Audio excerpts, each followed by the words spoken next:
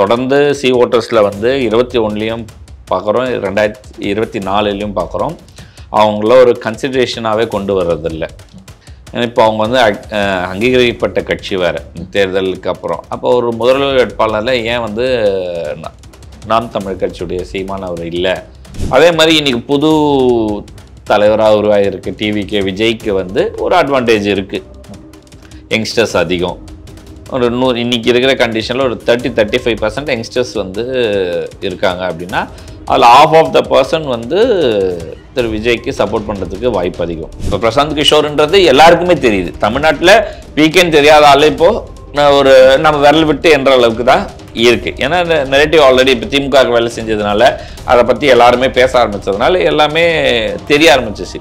So அவர் வேலை பார்க்குறான்னா அவருக்குன்னு ஒரு ட்ரெண்ட் இருக்குது, அதை ஃபாலோ பண்ணுற ஒரு ட்ரெண்டுன்னு இருக்கும். இப்போ இதுதான் அந்த 14-18 இந்த ரேஞ்சுக்குள்ளே பேசுறதுக்கான வாய்ப்பு. நான் விஜய் சப்போஸ் காங்கிரஸ் இப்படி மாறுறாங்க, இல்லை எனக்கு தெரிஞ்சு காங்கிரஸ் இங்கே உயிரோடு இருக்கிறது திமுகவால் தான் இந்தியாவிலேயே அப்படின்றது என் பாயிண்ட்டு. அந்த ரிஸ்க் எடுக்க மாட்டாங்கன்னு நான் நினைக்கிறேன். நெரேட்டிவ் செட் பண்ணுறதுன்னு ஒன்று சொல்கிறோம் இல்லையா, அது என்னென்னா யார் இம்மிடியட்டாக ஒரு கட்சியை இப்போ திமுக வேணான்னு நினச்சா இம்மிடியட்டாக இவங்களுக்கு ஓட்டு போட்டால் திமுக வராதுன்ற ஒரு ஸ்ட்ராங் ஒப்பீனியன் வேணும். அது வந்து இப்போதைக்கு தனியாக அதிமுக நின்னாலும் கிடையாது, பிஜேபி தனியாக நின்னாலும் கிடையாது, விஜய் தனியாக நின்னாலும் கிடையாது. ஆனால் அதிமுக பிஜேபி அந்த பாமக தேமுதிகன்னு ஒரு ஃபார்மேஷன் ஆச்சுன்னா இது ஒரு கிராண்ட் அலைன்ஸாக மாறும்.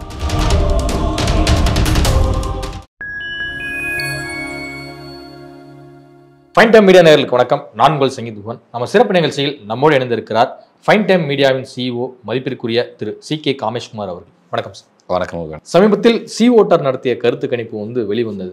அதில் மக்களிடம் கேட்கப்பட்ட கேள்வி என்ன அப்படின்னா, தமிழ்நாட்டின் அடுத்த முதல்வராக நீங்கள் தேர்ந்தெடுக்கும் நபர் யார் அப்படிங்கிற ஆப்ஷன். அதில் 4 பேருக்கு மட்டும்தான் அந்த ஆப்ஷன் வந்து கொடுத்துருக்காங்க. மு.க. ஸ்டாலின், விஜய், எடப்பாடி பழனிசாமி, அண்ணாமலை. இதில் ஸ்டாலின் அவர்கள் முதலிடத்திலும், 2ஆம் இடத்தில் வந்து விஜயும், 3ஆவது இடத்தில் எடப்பாடி பழனிசாமி, 4ஆவது இடத்தில் அண்ணாமலையும் வந்து இருக்காங்க. உங்களுடைய பார்வை என்ன? இந்த கருத்து கணிப்பு முடிவுகள் சொல்லுது என்ன நினைக்கிறீங்க? 4 பேர் மட்டும்தான் சிஎம் வேட்பாளர்கள் இருக்காங்களா அப்படின்னு ஒன்று. ஆல்ரெடி ரொம்ப நாளாக வந்து அதிமுகவும் பிஜேபியும் கூட்டணி அமைக்கிறத பற்றி தான் பேசிகிட்டு இருக்காங்க. அப்படின்னும் போது அதை எப்படி எடப்பாடி அவரும் அண்ணாமலையும் தனித்தனியாக வச்சாங்கன்னு ஒன்று இருக்குது. அதே மாதிரி நாம் தமிழர் கட்சி சீமான் அவர் ஏன் தொடர்ந்து சி ஓட்டர்ஸில் வந்து 21லையும் பார்க்குறோம், 2024லையும் பார்க்குறோம். அவங்கள ஒரு கன்சிடரேஷனாகவே கொண்டு வர்றதில்லை. ஏன்னா இப்போ அவங்க வந்து அங்கீகரிக்கப்பட்ட கட்சி வேறு தேர்தலுக்கு அப்புறம். அப்போ ஒரு முதல்வர் வேட்பாளரில் ஏன் வந்து நாம் தமிழ் கட்சியுடைய சீமான் அவர் இல்லை அப்படின்றது ஒரு கேள்வியாக இருக்குது. இவங்க மொத்தம் கணக்கு கொடுக்கும் போதும் 67%க்குள்ள 64% தான் வருது. மீதி இருக்கிற சதவீதம் யாருக்குன்றான ஒரு கிளாரிட்டி இல்லை. அதில் இவங்க வந்து திருமாவளவன் சேர்த்துருக்கலாம், சீமான் அவர்களை சேர்த்துருக்கலாம், அன்புமணி அவர்களை சேர்த்துருக்கலாம், இதெல்லாமே சேர்க்கலாம். அது எதுக்காக அதை வந்து வெளியிடலை, எப்போ வெளியிடுவாங்க அப்படின்றது ஒரு கேள்வியாக இருக்குது. இப்போது இந்த டைமில் இந்த சர்வேன்றது எதுக்காக எடுத்திருக்காங்க, என்ன பாயிண்ட் ஆஃப் வியூவில் எடுத்துருக்காங்க. இப்போ இருக்க ஸ்ட்ராங் வந்து டிஎம்கே அப்படின்றத சொல்கிறாங்க. அப்படின்னா 27% டிஎம்கே. நீங்கள் இந்த தமிழ்நாட்டை பொறுத்த வரைக்கும் டிஎம்கேயோட ஓட் பர்சன்டேஜ், ஆக்சுவல் ஓட் பர்சன்டேஜ்ன்றது 27% 32%க்குள்ளே தான் வரும். அதில் எந்த சேஞ்சஸ் சொல்ல அந்த லெவலில் டிஎம்கே பார்ட்டிக்கு மட்டுமே. இப்போ நீங்கள் இந்த 36% பேலன்ஸ் இருக்கு, இதில் எல்லாருமே வருவாங்கன்றது என் பாயிண்ட். திருமாவளவன் வரலாம், ராமதாஸ் வரலாம், சீமான் வரலாம், அந்த மாதிரி எல்லா சின்ன சின்ன கட்சிகள் இருக்க தலைவர்களையுமே அவங்க கன்சிடரேஷன்ஸில் வச்சிருக்கலாம்ன்றது பாயிண்ட். ஆனால் அந்தந்த கட்சியினுடைய பர்சன்டேஜ்ன்றது இருக்குது, அவங்களுக்கு தான் சொல்லுவாங்க. நம்ம 100 ஓட்டு நம்ம பதிவு எடுக்கிறோம் அப்படின்னா அதில் வந்து இப்போ 2% விழுது சேர்த்துக்கிறதா 2 ஓட்டு அவருக்கு விழத்துக்கு வாய்ப்பு இருக்குது. 8% சீமானுக்கு இருந்தால் 8 ஓட்டு அவருக்கு விழ வாய்ப்பு இருக்குது. அந்த மாதிரியான இதெல்லாம் பார்க்குறோம். இங்கே கவனிக்க வேண்டிய விஷயம் என்னென்னா 18% 20%க்குள்ளே லாஸ்ட் எலெக்ஷனில் ப்ரூவ்னு ஏடிஎம்கே உடையது வந்து 18% 20%ன்றது இருக்குது. இது ஏன் 10%ஆக வந்திருக்கு, நிஜ கல நிலவரம் இதுதானா அப்படின்றத நம்ம வந்து பார்க்க வேண்டியது இருக்குது. அது அதிமுககாரங்க இதை வந்து செக் பண்ணிக்கணும், நம்மளுடைய களம் இவ்வளோதானா எப்படி இருக்குன்றதை பார்க்கலாம். அதே மாதிரி இன்றைக்கி புது தலைவராக உருவாகிருக்கு டிவிகே விஜய்க்கு வந்து ஒரு அட்வான்டேஜ் இருக்குது, யங்ஸ்டர்ஸ் அதிகம்.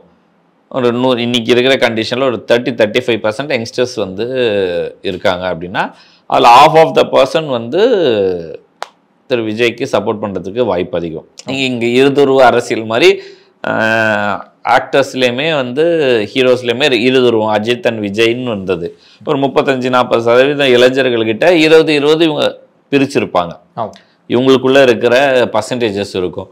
ஸோ அந்த இது வந்து விஜய்க்கு வந்து ஒரு சப்போர்ட்டாக வந்திருக்கும்ன்றது தான் நான் பார்க்குறேன். தவிர இது போலிங் அரசியலில் ஓட்டு அரசியலில் இது அப்படியே வருமா அப்படின்றத நம்ம ஏற்றுக்க முடியாது. பல ப்ளஸ் அண்ட் மைனஸஸ் சேரும்.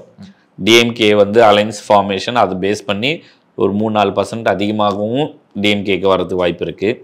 விஜய்க்கு ஒரு 4% குறையறதுக்கும் வாய்ப்பு இருக்குது.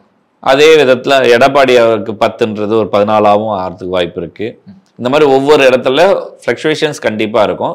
குறைஞ்சது 3-5% ஃப்ளக்சுவேஷன்ஸ் இந்த எல்லாத்துலேயுமே இருக்குன்றது ப்ளஸ் ஆர் மைனஸில் வரும்ன்றது நம்மளுடைய ஒப்பீனியன். தேர்தல் வியூக வகுப்பாளர் பிரசாந்த் கிஷோர் அவர்கள் வந்து சில மாதங்களுக்கு முன்பு தாவேகாவுடைய 1ஆம் ஆண்டு விழாவுக்கு வந்து வந்திருந்தாரு. அது நிகழ்ச்சியில் பேசும்போது அதுக்கு முன்னாடியே வந்து சில சர்வேக்கள்லாம் வந்து விஜயிடம் வந்து கொடுத்தாரு.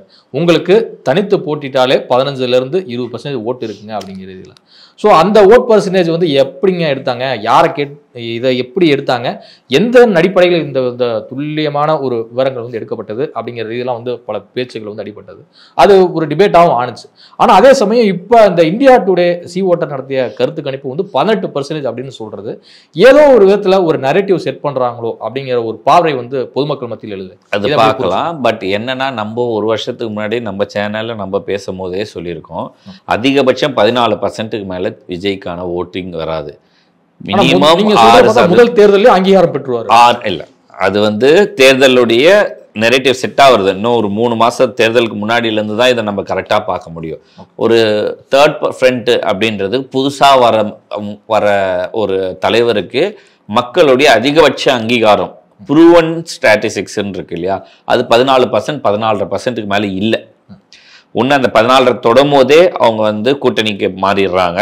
அதுக்கப்புறம் அது வளர்ச்சிக்குள்ளே போகிறது இல்லை. இந்த மாதிரியான ஸ்டேட்மெண்ட்ஸ் தான் நம்ம இது வரைக்கும் பார்த்துருக்கோம். ஸோ அது வந்து முதல் இதுலேயே 6-8% வரைக்கும் வாங்கினவங்க இருக்காங்க. 2வது 3வது எலெக்ஷனில் 14 வரைக்கும் போயிருக்கிறது இருக்குது. கேப்டன் விஜயகாந்த் அவருது அந்த மாதிரியான நெரேட்டிவ்ல வந்தது தான். ஸோ அதை அப்படியே இம்ப்ளிமெண்ட் பண்ணலாம். அவரை விட விஜய்க்கு ஒரு மாஸ் கொஞ்சம் அதிகமாக இருக்குது அப்படின்றதையும் அவங்க சைடில் ஒரு நெரேட்டிவ் செட் பண்ணுறாங்க. ஒரு 200 கோடி ரூபாய் ஒரு படத்தை சம்பாதிக்கிற ஒரு தலைவர் எல்லாத்தையும் விட்டுட்டு வராரு, அது மக்களுக்காகன்றதையும் இங்கே ஒரு இடத்துல எல்லாருக்கும் ஹிட் ஆகும். மக்கள் வந்து அதை வந்து யோசிக்கிறதுக்கான வாய்ப்பு அதிகம் அப்படின்னு நான் நினைக்கிறேன். சில பேருக்கு அது வந்து ஆமாம்ல அப்படின்றது தோணும். இந்த மாதிரியான நெரேட்டிவ் இருக்கும் போது அந்த 6% ஆரம்பிக்க வேண்டியவர் ஒரு 9-10% ஆரம்பிக்கலாம். இப்போ பிரசாந்த் கிஷோர் மாதிரியான ஆட்கள் வந்து இப்போ நீங்கள் பார்த்தீங்கன்னா திமுகவுக்கு பிரசாந்த் கிஷோர் வேலை செய்கிறாருன்றது தேர்தலுக்கு கொஞ்ச நாளுக்கு முன்னாடி தான் அறிவிச்சாங்க. அது கூட ஒரு ட்விட்டர் அனௌன்ஸ்மெண்ட் மாதிரியா இருந்தது தவிர அதுக்கு இந்த மாதிரி ஒரு ஈவெண்ட்ல அவர் கொண்டு வந்து உட்கார வச்சு ஒரு கிரெடிட் அந்த மாதிரியான ப்ராசஸ் பண்ணல. அதையும் விஜய் அவர்கள் கொண்டு வர்றதுனால பிரசாந்த் கிஷோருக்குன்னு ஒரு நெரேட்டிவ் இருக்கு. அவர் அவர் வந்து கைட் பண்ற ஒரு பார்ட்டி வந்து வின்னிங் சக்சஸ்ஃபுல் ஆவாங்க, ஜெயிப்பாங்கன்ற ஒரு நெரேட்டிவ் இருக்கு. அதையும் கன்சால்டேட் பண்றதுக்காக முன்னாடியே ஒரு பொதுக்குழுல இவரை கூட்டு வந்து உட்கார வைக்கிறாங்க. ஸோ அது வந்து மக்கள்கிட்ட அதுவும் ஒரு ரீச். இப்போ பிரசாந்த் கிஷோர்ன்றது எல்லாருக்குமே தெரியுது. தமிழ்நாட்டில் பிகேன்னு தெரியாத ஆள் இப்போ ஒரு நம்ம விரல் விட்டு என்ற அளவுக்கு தான் இருக்கு. ஏன்னா நெரேட்டிவ் ஆல்ரெடி இப்போ திமுக வேலை செஞ்சதுனால அதை பற்றி எல்லாருமே பேச ஆரம்பிச்சதுனால எல்லாமே தெரிய ஆரம்பிச்சிச்சு. ஸோ அவர் வேலை பார்க்குறாங்கன்னா அவருக்குன்னு ஒரு ட்ரெண்ட் இருக்கு, அதை ஃபாலோ பண்ணுற ஒரு ட்ரெண்டுன்னு இருக்கும். இப்போ இதுதான் அந்த 14-18 இந்த ரேஞ்சுக்குள்ளே பேசுறதுக்கான வாய்ப்பு. நான் என்னுடைய கணிப்பு 18 ஹிட்டாக வாய்ப்பே இல்லை. ஆனால் திமுகவோட இருக்க அலைன்ஸ் கட்சிகள் ஒரு ஒரு ஒரு ஸ்பேஸ் வந்து அது விஜய் நோக்கி திரும்புமானால் இதில் இருக்க யாருமே வந்து அதிமுக பிஜேபி கூட்டணிக்கு வரமாட்டாங்க, 100% வரமாட்டாங்க. அது மாறும் பட்சத்தில் விஜய் சப்போஸ் காங்கிரஸ் இப்படி மாறுறாங்க, இல்லை எனக்கு தெரிஞ்சு காங்கிரஸ் இங்கே உயிரோடு இருக்கிறதே திமுகவால் தான் இந்தியாவிலேயே அப்படின்றது என் பாயிண்ட்டு. அந்த ரிஸ்க் எடுக்க மாட்டாங்க நான் நினைக்கிறேன். இல்லை ட்ரை பண்ணுவோம் அப்படின்னு நினச்சி அவங்க போகிறாங்க இந்த சீட்ஸுடைய ஷேரிங்கில் அப்படின்னு நினைக்கிறாங்க அப்படின்னா அது ஒரு அட்வான்டேஜ் விஜய்க்கு கிடைக்க வாய்ப்பு இருக்கு. பட் அது அவ்வளோ பெரிய நம்பர்ஸாக இருக்குமானா இல்லை. அது எப்போ நம்ம நிர்ணயிக்க முடியும்னா இந்த அதிமுகவுடைய அலைன்ஸை பேஸ் பண்ணி தான். நெரேட்டிவ் செட் பண்ணுறதுன்னு ஒன்று சொல்கிறோம் இல்லையா, அது என்னன்னா யார் இம்மிடியட்டாக ஒரு கட்சியை இப்போ திமுக வேணாம்னு நினச்சா இம்மிடியட்டாக இவங்களுக்கு ஓட்டு போட்டால் திமுக வராதுன்ற ஒரு ஸ்ட்ராங் ஒப்பீனியன் வேணும். அது இப்போதைக்கு தனியாக அதிமுக நின்னாலும் கிடையாது, பிஜேபி தனியாக நின்னாலும் கிடையாது, விஜய் தனியாக நின்னாலும் கிடையாது. ஆனால் அதிமுக பிஜேபி அந்த பாமக தேமுதிகன்னு ஒரு ஃபார்மேஷன் ஆச்சுன்னா இது ஒரு கிராண்ட் அலைன்ஸாக மாறும். அப்போ இது இவங்க தான் ரியலான ஆப்போசிஷன் அப்படின்னு சொல்லி எல்லாரும் இவங்களுக்கு தான் ஓட் போடுவாங்க. அப்போ விஜய்க்கு திருப்பி குறைய வாய்ப்பு அதிகம். இப்போ மைண்ட் செட் விஜய்க்கு போடுறதுக்கும் தோணலாம். பட் திமுக வேணான்னு ரொம்ப ஸ்ட்ராங்கா நினைக்கிறவங்க அங்க போட்டு ஓட்டு வேஸ்ட் பண்ணுவானா அப்படின்னு நினைச்சு அதிமுக பிஜேபி அலைன்ஸ்க்கும் போறதுக்கு வாய்ப்பு அதிகமாகும். அதனால நீங்க போன எம்எல்ஏ எலெக்ஷன்ல கூட சீமான் 6.5% தான் வாங்கினாரு. ஆனா எம்பில 8%. ஏன்னா இந்த டைம்ல இவருக்கு போடலாம், யாரு மேலதானே வரப்போற தேர்தல், அதனால இங்க நமக்கு அவசியம் இல்லை அப்படின்னு கன்சிடர் பண்ணி ஓட்டு போடுறவங்களும் இருக்காங்க. சட்டசபையில இவங்க வரக்கூடாது, இங்க வரணும்னு போடுறதை விட இங்க வரக்கூடாதுன்னு ஓட்டு போடுறவங்க தான் இங்க அதிகம். நீங்க நம்ம எதிர்ப்பு வாக்குகளை தான் நம்ம எப்பவுமே இங்க அதுதான். அது நம்ம பல தடவை சொல்லியிருக்கோம். தமிழ்நாட்டினுடைய அரசியல் களம் டிஎம்கே விசஸ் அதர்ஸ் அப்படின்றது தான். அதர்ஸ் அப்படின்னா எப்பவுமே எதிர்ப்பு, திமுகவை எதிர்க்கிற ஓட்டுகள் கன்சால்டேட் ஆகுறது அப்படின்றது தான் ரியாலிட்டி. அது ஏடிஎம்கே பிஜேபி சீமான் இவங்கெல்லாம் நிறைய செட் பண்ணிட்டு இருக்காங்க. ஸோ அவங்களுக்கான இப்போ அடுத்த அந்த இடத்துல விஜயும் வராரு. இப்போ என்ன பிரச்சனைனா இந்த ஓட்டு இவங்களுக்குள்ளேயே கன்சால்ட் பிரி, இவங்க அப்பா இவங்கலாம் பார்க்கறது. இப்போ சீமான் டவுன் ஆகிற மாதிரி இருந்தாருன்னா அடுத்த எலெக்ஷன்லேயே அவர் கூட்டணி போக வேண்டிய நிர்பந்தத்துக்கு ஆளாவார். ஸோ இதெல்லாமே இருக்கு. நம்ம ஏற்கனவே நம்ம இன்டர்வியூல கொடுத்துருப்போம், சீமான் அவர்கள் இதுக்கு மேலே தான் கேர்ஃபுல்லாக இருக்கணும். எப்போ 8% வந்ததோ அப்போ எல்லா கட்சியுடைய பார்வை அவர் மேலே பதியப்படும் அப்படின்னும், அதுக்கேற்ற மாதிரி தான் இப்போ நடக்குது. அவருக்கான அழுத்தங்கள் கொடுக்கப்படுறதோ, இந்த பக்கம் விஜய் மாதிரியான ஆட்கள் உள்ள வரும்போது நடக்கிற அழுத்தங்களோ, இதெல்லாமே அவருக்கான கூட்டணிக்கு சேர்றதுக்கான நெரேட்டிவை செட் பண்ணிட்டு இருக்காங்கன்றதை தான் நான் பார்க்குறேன். ஆனால் வர தேர்தலில் பண்ணுவாரா அப்படின்றது 50-50 தான். ஆனால் அதுக்கு அடுத்த தேர்தல் கண்டிப்பாக சீமான் அவர்களும் ஒரு அலைன்ஸ் பார்ட்டியோட போவார் அப்படின்றத நம்ம பார்க்கலாம். அரசியல் விமர்சகர் ரவீந்திரன் துரைசாமி அவர்கள் பல நேர்காணலையும் சொல்லியிருக்காரு, நம்ம மீடியாவிலையுமே பல நேர்காணல ஒரு விஷயத்தை அழுத்தமாக பதிவு பண்றாரு. பலம் நிரூபிக்காத விஜயுடன் யார் வருவாங்க, அவரை நம்பி யார் போவாங்க, எந்த எலெக்ஷனுமே கண்டெஸ்ட் பண்ணாத உங்களை மதிச்சு ஆல்ரெடி அதிகாரத்துல ஓரளவு இருக்கக்கூடிய கட்சிகள், சிறிய கட்சிகள் கூட எப்படி உங்களை தேடி வருவாங்க அப்படிங்கிற ஒரு பாயிண்ட் முன்வைக்கிறார். இப்ப திமுக அணியில் இருக்கக்கூடிய எல்லா கட்சிகளுமே ஓரளவு எம்பி எம்எல்ஏ அப்படின்னு சொல்லிட்டு ஒரு நம்ம கட்சியாவது ரன் பண்ணணும் அப்படிங்கிற விதத்துல ஒரு அதிகாரத்துல இருக்காங்க. அப்படி இருக்கவங்க எப்படி விஜய் ஒரு ஆப்ஷனா வைப்பாங்க? அதிமுக ஆப்ஷன் இப்ப கிட்டத்தட்ட கேட் போட்டாச்சு. அவங்க பிஜேபி அலைன்ஸ் அப்படிங்கிறனால இவங்க இந்த மதச்சார்பற்ற அந்த ஐடியாலஜி படி பாத்தீங்கன்னா அவங்க வரமாட்டாங்க அப்படின்னு வச்சுக்கோங்க. பட் இங்க ஒரு கேட் அமைஞ்சதுனால விஜய் எப்படி ஒரு ஆப்ஷனா காட்டுவாங்க திமுக கிட்ட? அது ஆடி சாருடைய இதற்கு நம்ம 100% ஒத்துக்கிற விஷயங்கள் தான். பட் நம்ம இதுல எங்க இந்த மாறும் அப்படின்னு இப்ப நம்ம கொஞ்ச நேரத்துக்கு முன்னாடி சொன்ன மாதிரி தான் எங்க மாறும் நம்ம நினைக்கிறோம் அப்படின்னா,